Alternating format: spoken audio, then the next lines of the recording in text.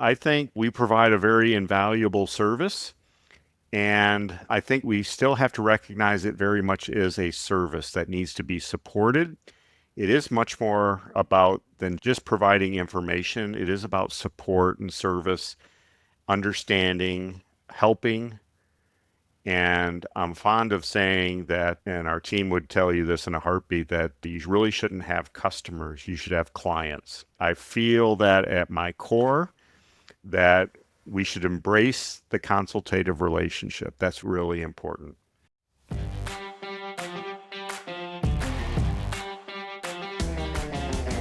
Welcome to Behind the Screens, conversations with background screening pros. I'm Les Rosen, your host, and I'm excited to have you here.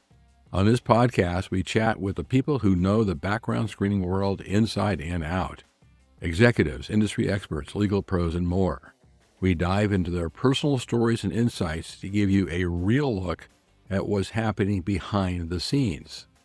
Whether you work in the screening industry or are just curious, Behind the Screens bring you the real, unfiltered conversations from the people who make it all happen. Stick around for stories you won't hear anywhere else.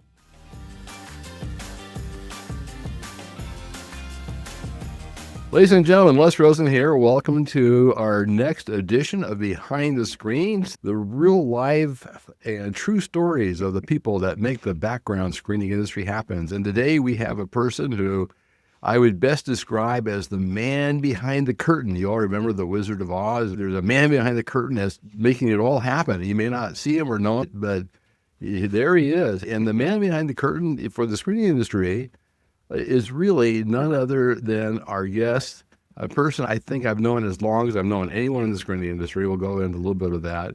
Mr. Curt Schwall. Curt, welcome to the program. Thanks, Les. It's an honor to be on with you. And as we get started here, let me thank you for your service to the screening industry. You've played such a major role in the evolution of background screening.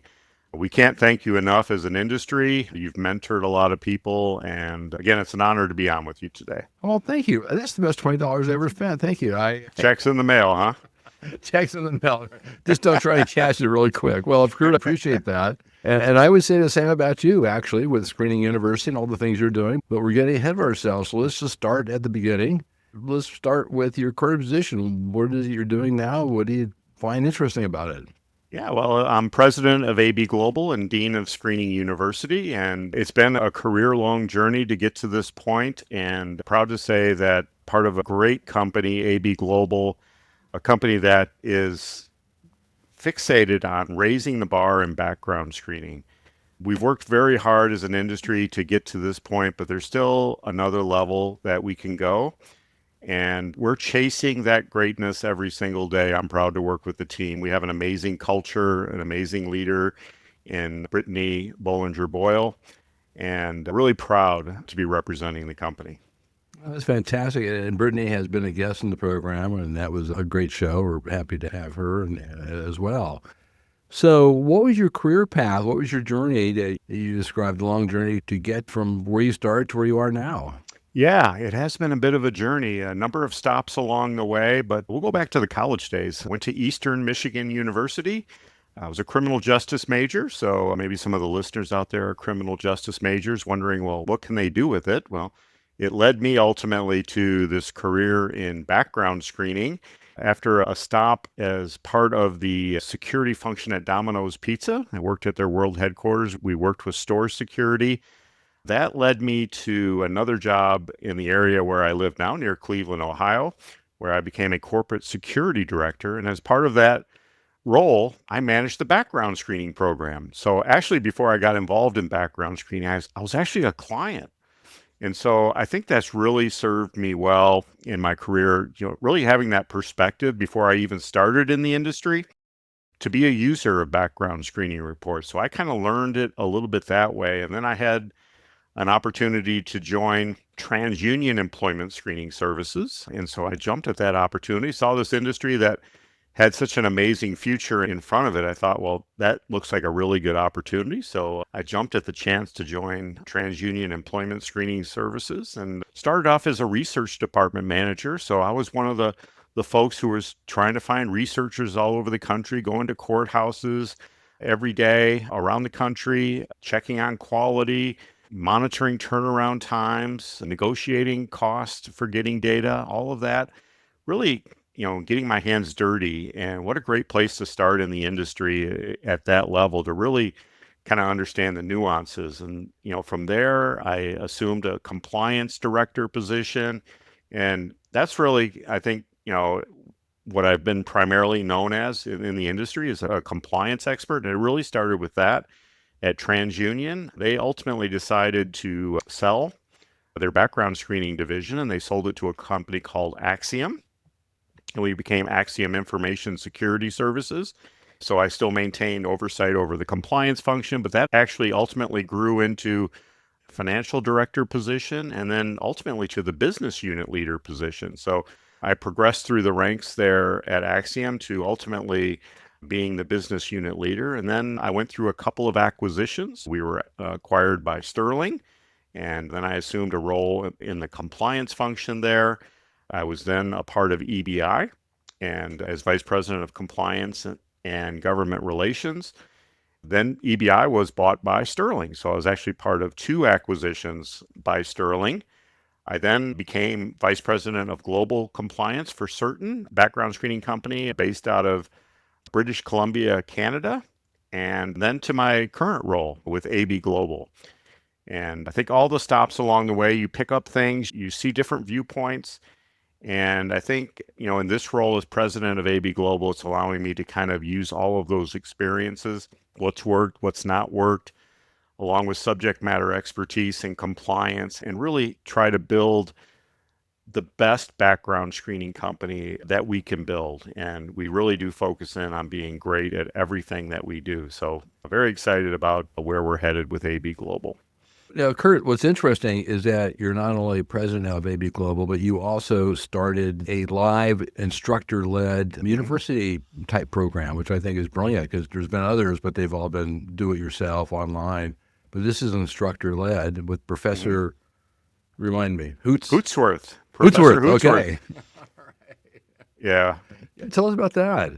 Yeah, so this is an idea that, has been incubating in my mind. I've seen other companies do some things a little bit like this, and I'd actually go way back to your publication of the Safe Hiring Manual and, kind of taking all that in, what has been done in the industry to help HR professionals and try to take, that kind of information and create a curriculum. And I think those of us who have worked in the nuances of legal requirements know that you can really teach a full semester on background screening at a university level. It's really not a problem. There's enough material and enough complexity to do that. And so that's what we've really done. And I think one of the places where we as an industry haven't done a good enough job is really helping HR professionals manage their screening program.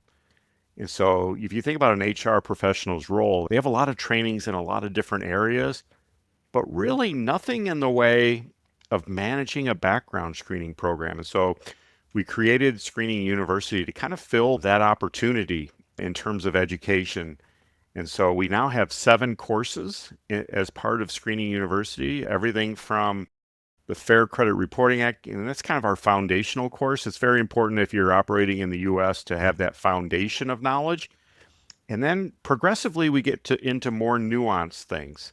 And so we have a course on the products and services. And what we seek to do here is to educate users on how to put services together and to understand the different types of criminal record searches. I mean, that's a whole topic unto itself, is how do you do that? How do you determine where you're going to look? These courses are all live, and so we do have Q&A flowing throughout the presentations. We have a study guide to help all of our attendees follow along and learn. And so it really is about enhancing their experience. And so we'll cover, end user compliance and best practices and policy development. I mean, most companies don't even have a background screening policy other than they may have a simple sentence somewhere that says we do background checks. That's their policy. But we know in the highly litigious world that we live in, I mean, suing one another in the U.S. is a bit of a sport. And so you do need some defensibility. You need a policy. Background screening, enormously complicated. You need to document your processes, your procedures. And so we're giving HR professionals the tools to do that, to really effectively manage their program, understand what they're buying. I think one of the really Right. cool things that we've experienced with Screening University is one person from a company will come and take our classes, and then we see three, four others from the same Right. company registering after somebody's attended one of our courses. So the feedback has been just amazing. We issue surveys, and we still, to this day, we're very proud of it. We maintain a 100% recommendation for everyone who has ever attended a Screening University course. They learn things that they had no idea of, and I think that is something that we're just exceedingly proud of. Well, congratulations. That's Thank fantastic. you. That's a real accomplishment. When you were talking about people, some each other, it just reminds me of the old joke. And from my lawyer days, when people would say, if I do that, can I be sued? And the answer is always one answer, yes, you could be Yes. sued. Now, Yeah. whether you win Can or you not, win? that's a different issue, but you could be Of sued. course. And Of course. but you're right. The more knowledge, the better. Yep. So, with everything that you've done, what would be a lesson you learned early on that you would like to share? Something that you learned early in your career that stuck with you and maybe helped you through the course of your career? Yeah, I think there's so many. I think you find things through experience. You don't realize at the moment that it's a lesson, but you're always calling upon your experience. So I think there's so many of those things that we experience through the years that maybe you don't even recognize it as a lesson, but you Mhm. learn from it and you mature from it, and you learn about what works, what didn't work. You learn how to collaborate. You learn how to be a great teammate. You learn how to be a mentor. You learn how to exhibit thought leadership. And I think that's one of the really real keys in advancing in any career is, being able to exhibit some thought leadership and thinking a little bit outside of the box. I think, some people do struggle with thinking outside of their own core responsibilities. And there's one thing to be great at what you do, but there's another thing to be able to leverage what you do for a greater impact than even your core responsibility. So, how do you become an impact player?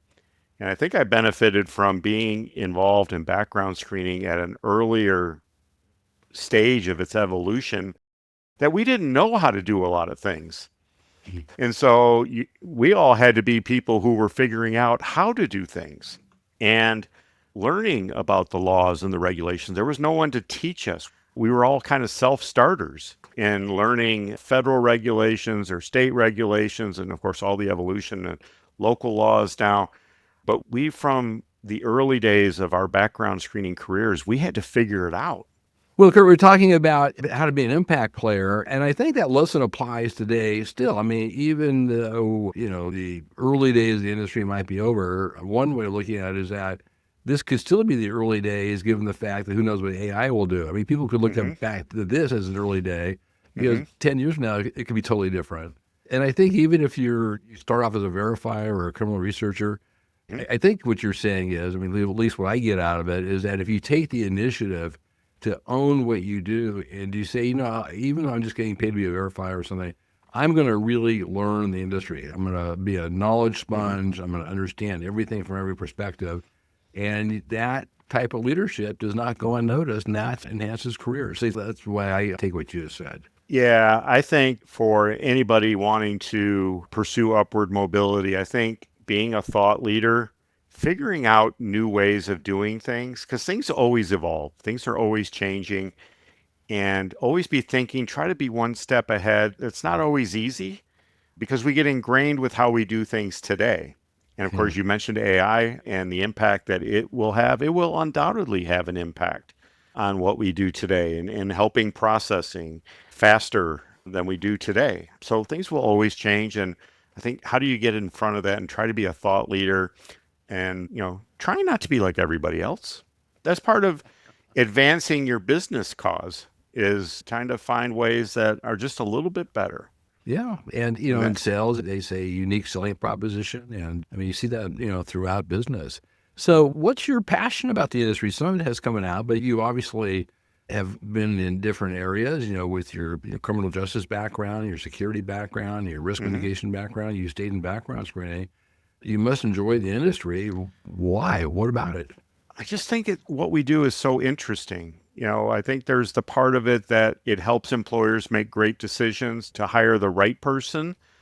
I know that it's important for everybody to have access to a job. I know that, and I do remember a famous quote of yours that there should be a job for everyone, but not every job is for every person. I do often refer to that in my Screening University courses. So credit to you, Les, for coining that phrase.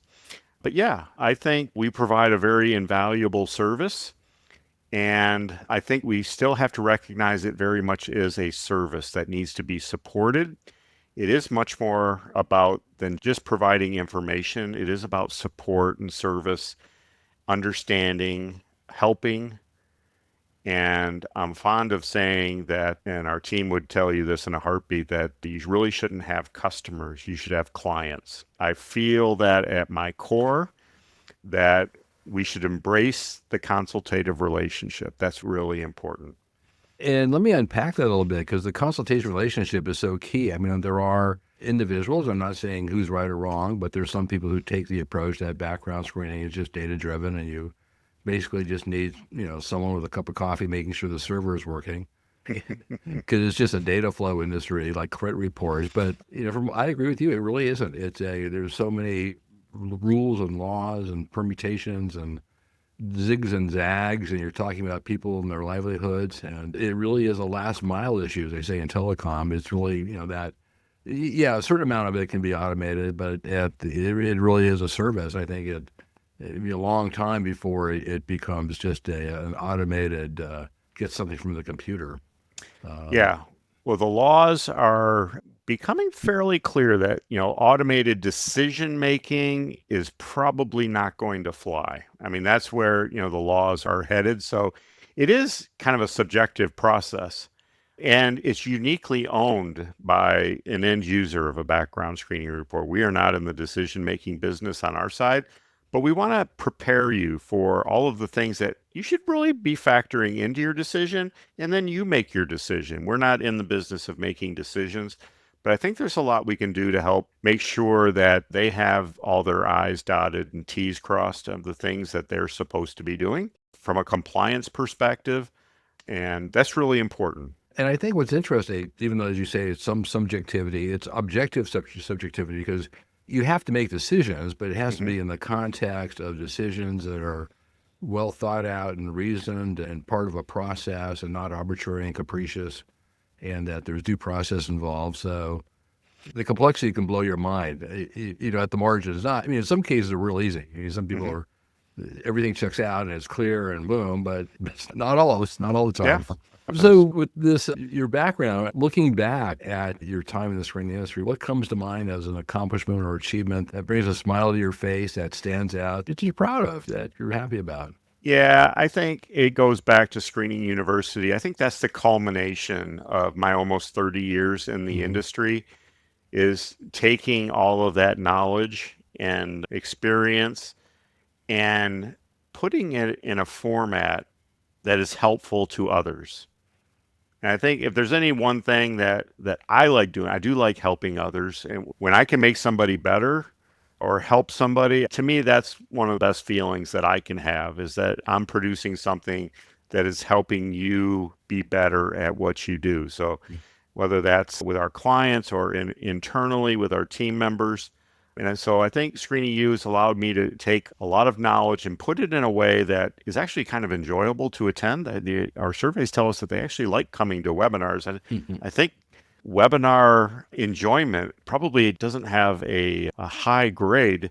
We've all probably attended webinars we didn't like, but they do seem to like them. We have a very good pace and they do find the content interesting. And we repeatedly get told that I've been doing this, ordering background checks for 10 or 15 years. I had no idea about any of this. And so that's really satisfying. So when you ask, what are you most satisfied with? I think I'm living that now with Screening University. And I just really enjoy helping our clients, and HR professionals. We don't limit it just to our clients. Any HR Right. professional can attend Screening University. It's free. We don't charge for it, but we're trying to make the HR community more aware of their responsibilities. So it's been, a joy of my career, I think, is That's teaching these fantastic. courses. Well, I'm going to toot your horn for you because when it comes to accomplishments, we can't leave out your accomplishments when it comes to PBSA and some of the things you've done there. And I think that's really, would we be remiss if we didn't mention that. And you might recall, but I'm really sure the first time you and I met was in Long Beach, California. Our friend and colleague, Mr. Steve Brownstein, who That's had right. the foresight, and he was assisted by Phyllis Nadell, the foresight to, on his own, say, I'm putting together a background screening conference. And he had the background investigator newspaper, and he just up and rented a room and sent out invites. And he somehow was under the mistaken impression that I knew a thing or two, and I was keynote speaker at his conferences. And at the time, it was easy. All I had to do was just recite 5 or 6 of the main sections of the FCRA, and people their eyes were wide open, like, oh my God, you're kidding me. That was a little more complicated. All they did was mention 607, 609, 613 and just tell them what it said. And people just went, oh my God. Yeah. But I met you there, and you flew out from Cleveland. And I think the first time I met Mike Sankey was at that conference as well, and then a few other people. So that's when your involvement in what eventually became an PBS, I think, started, right? That's right. We had conversations at that get together about what was happening at the state level, local level, some challenges that we had. And, it was really at that point, it came up that, hey, maybe we ought to form an association. Are we at that point where we need to establish a collective voice? And it really grew from there. And to have been at that meeting where it was first suggested that maybe we need to form some sort of group, some sort of advocacy group, to what it is today. I mean, this global association, it's really kind of, it makes you take a step back. If you were there at the first meeting when I'm not sure what the count was, maybe 25 people, maybe 30 it was people, small, somewhere in that area. Exactly. And we were talking about it, and, it's an environment where, really your competitors are all in the same room with you.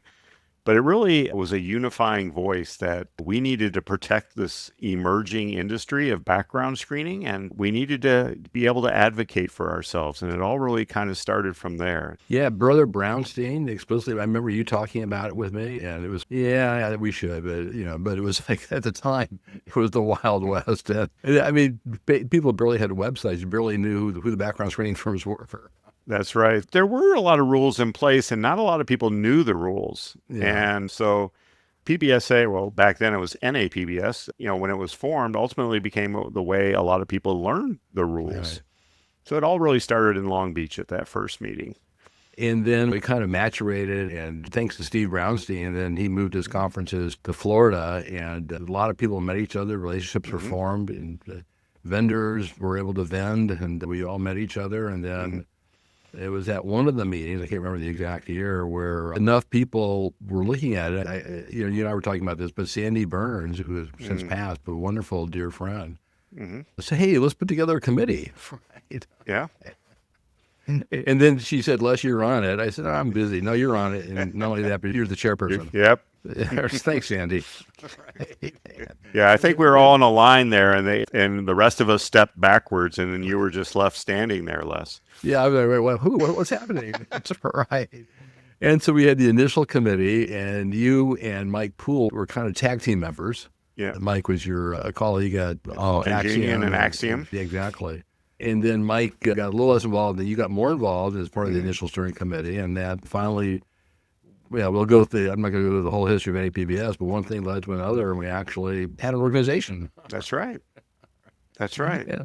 It was really an amazing moment, again, from just that casual get-together. I think we all kind of signed up for that casual get-together, like, well, okay, what is this all going to be about? But we went, and look what came from it. Yeah. And that was really the first seed, I think, Steve, who took the initiative to put that together and, really ignited that kind of... Credit to Steve. Yes. An atmosphere where people were willing, and finally the willingness built. And there was that period of time when that gray area, when you don't really exist, your volunteers and you need elections, and there's very little money. And so I was kind of the acting executive director and basically the benevolent dictator, just signed things and made We things couldn't have happen. had And a then, better first leader, Les, well, than I you. appreciate that. Yeah.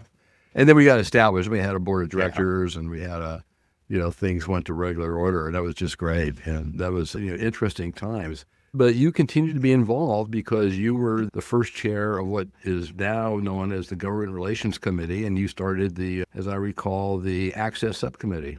Yeah. In the earlier days of NAPBS back then, we noted that, we need a group within the association that can advocate at a federal government level and then ultimately a state government level. And I was honored, along with Dan Shoemaker, to be the first co-chairs. And we had no idea what we were doing. But the first step is always, starting.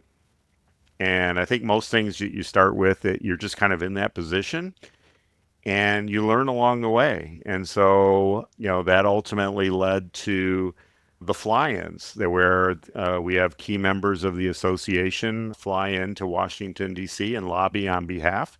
It all kind of evolved from, the start of the Government Relations Committee. And now it has professional resources. And so we were just kind of keeping it together with our own knowledge in the very beginning. But now it's this professional committee that, with experienced lobbyists and people who know their way around different types of government relations and working with different departments within either the federal government or state governments. And it's just mind blowing where it started from, with, a huddle of about 10 people in a circle, on chairs, and now to what it is today, where there are weekly calls and people who are still extraordinarily giving of their time on behalf of the industry. So really very cool to see that, how it's evolved.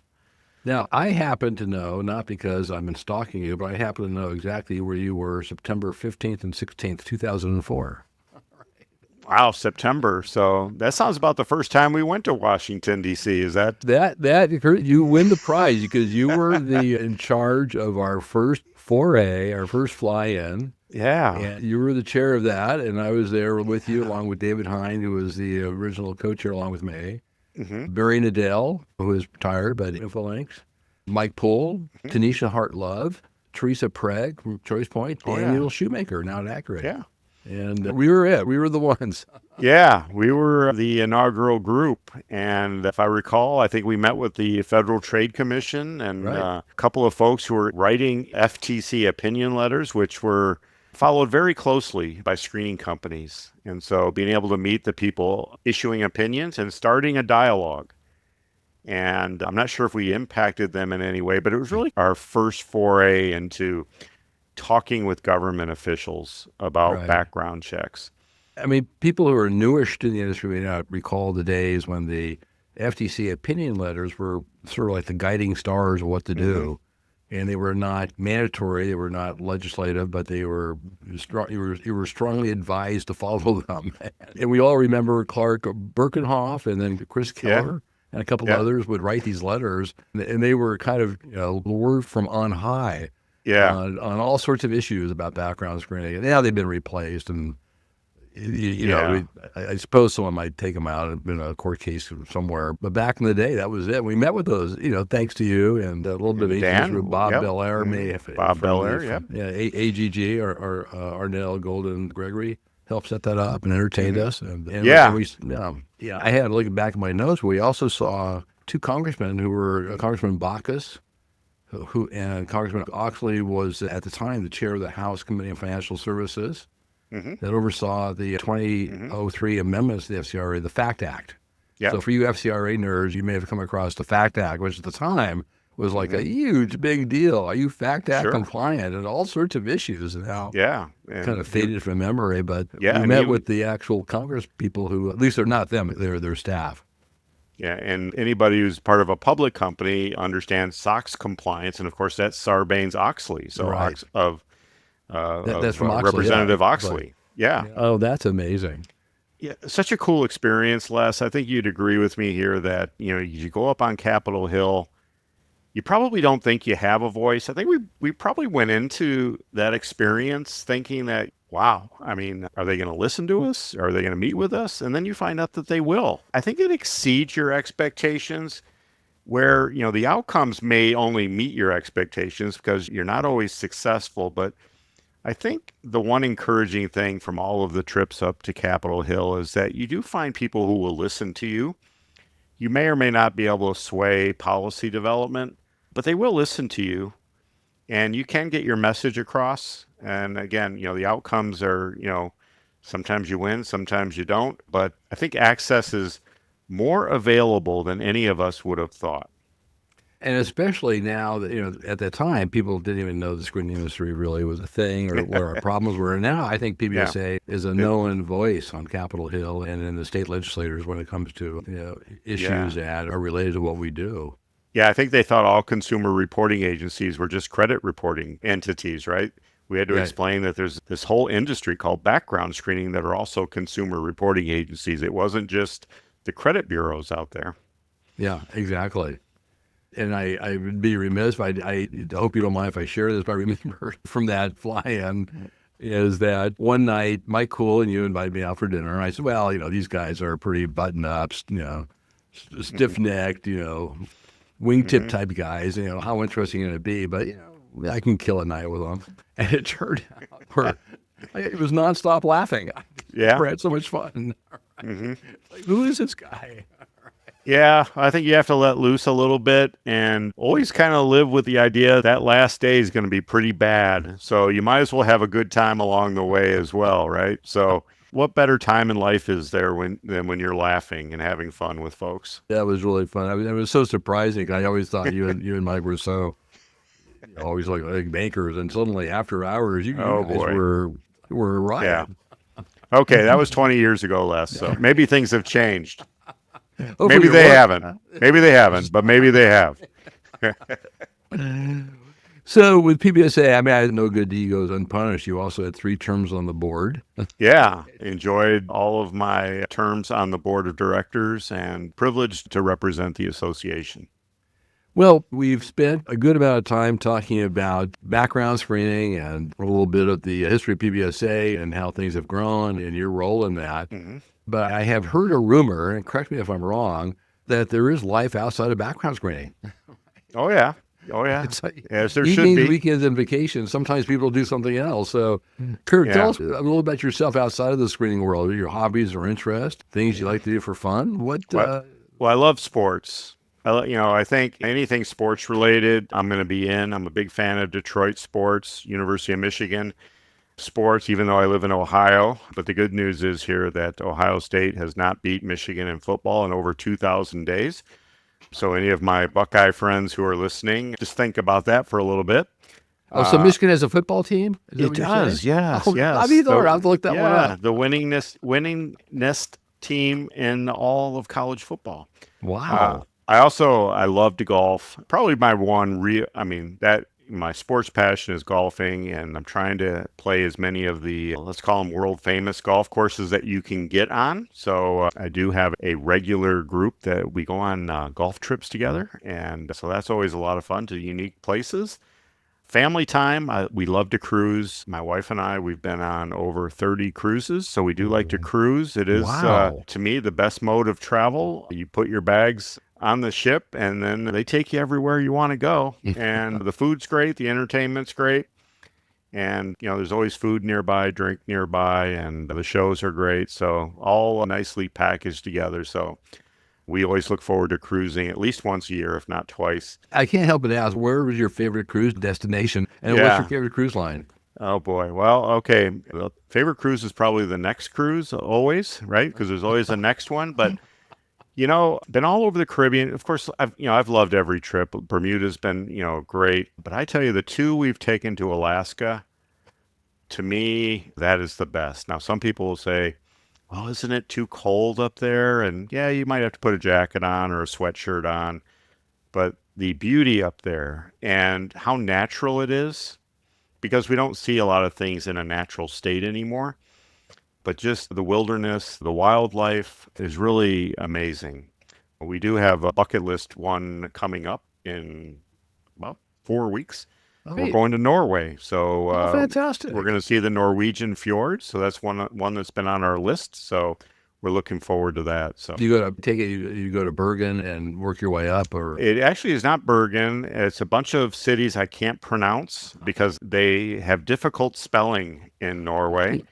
We also will stop in the Netherlands, or Holland, as it might be known to many, in Rotterdam. So we're going to spend a day in Rotterdam, and before we head up to the fjords. oh, So that's looking forward. So fantastic. it's really a scenic beauty, natural environment type cruise, and we're really looking forward to it. So if you start in Rotterdam, then you don't go to Oslo. You go right up to past Denmark. You go right to Yeah, Norway. Yeah. places called Skolden and Moldy and Right. Haugesund. I've learned to pronounce that over the last couple of months. So Yeah. The they only got problem a with lot of letters together that don't really belong together when you see their city names up there. So the only thing about a Norway cruise is that when you leave the European area, there's some open ocean on the North Sea, and that yeah, for a day or so you're thinking, was it something I ate? What's rocking?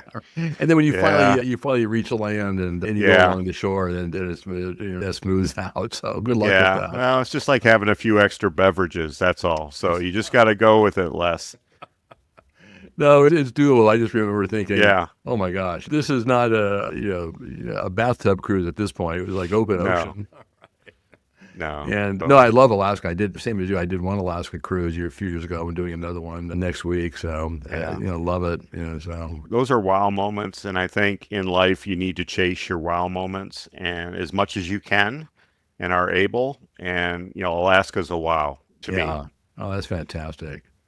Well, Curt, we're coming kind of to the end here, so we can't leave without a couple more questions. Time to play fun facts. Tell us something about yourself that people may not know, unrelated to the screening. That's something that people may not guess. I've been on over 30 cruises, so I've already Wow. blown that one. So you really took That I my did not my know. That's that's my fantastic. go-to fun fact. And I mentioned I like to play golf at some of the world's greatest courses. So I've been to Scotland. I played the Old Course in Carnoustie and Turnberry. Played many of the resort courses around the U.S. Bandon Dunes, down at Torrey Pines, Wow. Congressional, Firestone here in Ohio. We took a trip last year to Big Cedar down in southeast Missouri and played a bunch of courses down there. A resort owned by the owner of Bass Pro, a phenomenal place down there. And going to Pinehurst in October to play the famous golf courses down at Pinehurst. So looking forward Wow. to that. So always chasing the next wow, Les. I Right. think that's really the fun fact for me is I'm always looking for the next fun thing because I want to have as much fun before that last day. You've given the best answer I ever heard to what your favorite cruise is. The next one. So that's always out. You know what? Yeah, That's right. And your favorite cruise is the next one. yeah. Well, before we go, Kurt, let me ask you, given everything you've told us and all the things we've talked about, what would your advice be for a newcomer to the industry or someone who's been in the industry a couple of years and trying to decide how to advance or whether to go to a different industry? What would you tell them? I think so many different careers is try to, of course, excel at what you do, but try to leverage what you do into some sort of company advantage. Learn to collaborate, learn to be a great teammate. Those things are invaluable as you move up the corporate ladder. Those things are just as important as excelling is how you function in a group. Now, we do live in a very remote worker type environment. And so we think about when we came up in companies less where we were always in the office together, but now we have this scenario where people aren't in offices. And so how do you maintain that human interaction? I think one of the things that we can take advantage of is this video conferencing that we can talk to people face to face. In fact, I do so much of that, I kind of forget that I am working out of my home because we do that type of communication on a frequent basis. So I think keeping that personal touch, learning how to collaborate, being a great teammate, and being a thought leader. Don't be afraid to think outside of even your own responsibilities. Get engaged in the business aspects of what you do, not just your function, but how does that impact the greater business? I think that can open up so many opportunities on the business side. that, people who advance through corporations, they generally have that characteristics that they want to understand the business. And so I think all of those are really keys to growing. Of course, with PBSA, get involved with PBSA. It's a great learning resource. I had the tremendous advantage, like I mentioned earlier, of being on the ground floor. So we had to learn a lot, to do a lot of different things. And in some cases, we were the first ones to figure out how to do certain things. So that's a great way to learn, but that's not available today. And so try to get diverse roles, be interested in other aspects of the business, learn it as best you can, and get involved with PBSA. That's going to allow you to network. I mean, most of us, even in senior roles, have been with a couple of different companies. And so, sometimes your movement will involve going to a different company. Prepare yourself for that and be an impact player. So how do you be an impact player? Assess your own situation. Boy, that is great advice. And it's so hard to convey that sometimes to, workers, entry-level workers. But if you decide to become an impact player, the way you just, it's a great term for it. And no one has to appoint you to be an impact player. You just decide you're an impact player and you just become noticed because you are the person that you can do different jobs, the big picture, you can make suggestions. The cream really does rise to the top, and you just have to decide that you want to do it. It's open to anybody. I mean, the industry is a real meritocracy. If you decide just to follow your advice, you can go a long way. So that's great advice. Mm-hmm. Well, Curt, we're at the end of our time here. It has been a great conversation and great catching up with you. We've known each other for a long time, but it never fails that I learn things that I did not know, and this has been fascinating. So we always end by giving you the last word. So, Curt Schwall, the last word is yours. Yeah, I think proud to be in the industry. We've done so much good work on behalf of employers. There are still things that we can strive to be better at. And I think we continue to evolve. We take advantage of technologies to get information faster and maintain high qualities in our standards, and really also embrace that client relationship. I think from a career perspective, I think that is so incredibly important. Curt, it's been great to spend time with you. Ladies and gentlemen, we've had the opportunity to talk to Curt Schwall, professional cruiser, professional golf enthusiast chaser, and really one of in many ways, the man behind the curtain in the background screen in the industry with all the things he did, and someone who's really fun to have dinner with, by the way. All right. We must have paid for it, Les. I think that's what you're getting at, is we paid for it. That's why it was a good dinner. No, that was just the topping, the icing on the cake. All right. And of course, you didn't tell me you were paying for it until after we ordered. So, yeah. Otherwise, I would have had the big steak. That's right. That's right. The old 96er. Folks, this has been a great interview with our friend and industry veteran, Curt Schwall. Again, thank you for listening in to another episode of Behind the Screens. Let me remind you that in order to support the podcast, it would be really helpful if you were to go to YouTube and subscribe to our YouTube channel. And when you see us on LinkedIn, to give us a like or a comment. That helps spread the word and helps everyone hear more and see more. And with that, let me thank our guest today, Curt Schwall, for spending time with us on Behind the Screens, and we'll see you at the next episode. Thank you.